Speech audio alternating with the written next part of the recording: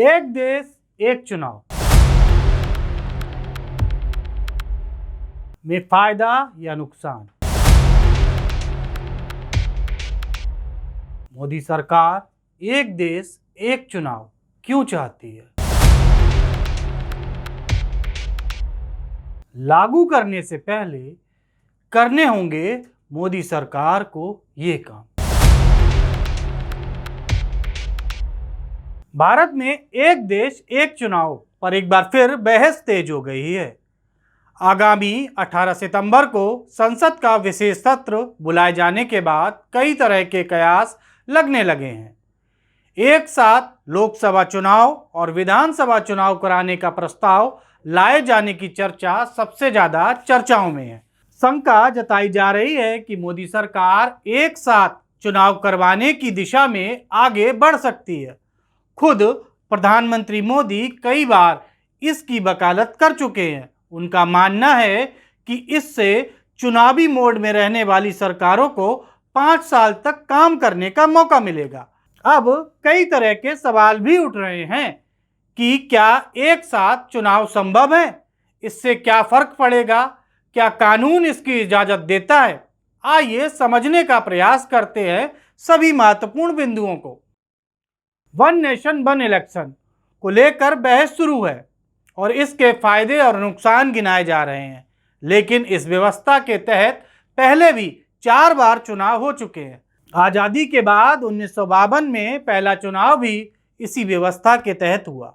इसके बाद 1957, 1962 और 1967 में भी लोकसभा और विधानसभा के चुनाव एक साथ हुए। हालांकि इसके बाद इस व्यवस्था पर ब्रेक लग गया। कई राज्यों में सरकार गिरने लगी और विधानसभा को भंग करना पड़ा, जिसके चलते एक साथ चुनाव कराने की ये व्यवस्था गड़बड़ा गई और बाद में राज्यों में चुनाव अलग अलग होने लगे। अब आपको बताते हैं एक देश एक चुनाव के फायदे और नुकसान। एक चुनाव कराने का सबसे पहला फायदा तो यह है कि इससे अलग अलग चुनाव में लगने वाली पैसों की लागत में कमी आएगी। वन नेशन वन इलेक्शन से सरकार को नीतियां लागू करने में आसानी होगी। जब भी चुनाव होते हैं तो आचार संहिता लागू कर दी जाती है, जिस वजह से सरकार उस दौरान किसी भी अन्य प्रोजेक्ट या पब्लिक वेलफेयर पॉलिसी को लागू नहीं कर पाती। नुकसान की बात की जाए तो वन नेशन वन इलेक्शन को लेकर रीजनल पार्टीज को ये डर है कि अगर ऐसा होता है तो स्थानीय मुद्दे नहीं उठ पाएंगे, क्योंकि राष्ट्रीय मुद्दे उनकी जगह ले लेंगे।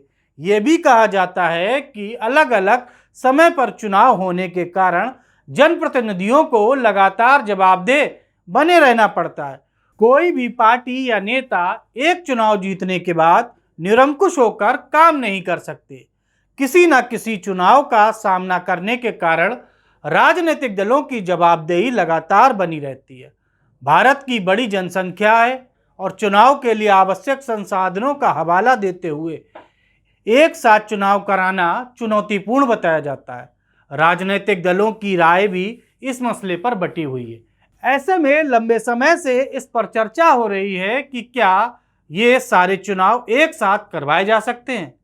आप क्या सोचते हैं इस पूरे मुद्दे पर, आप हमें कमेंट कर जरूर बताएं।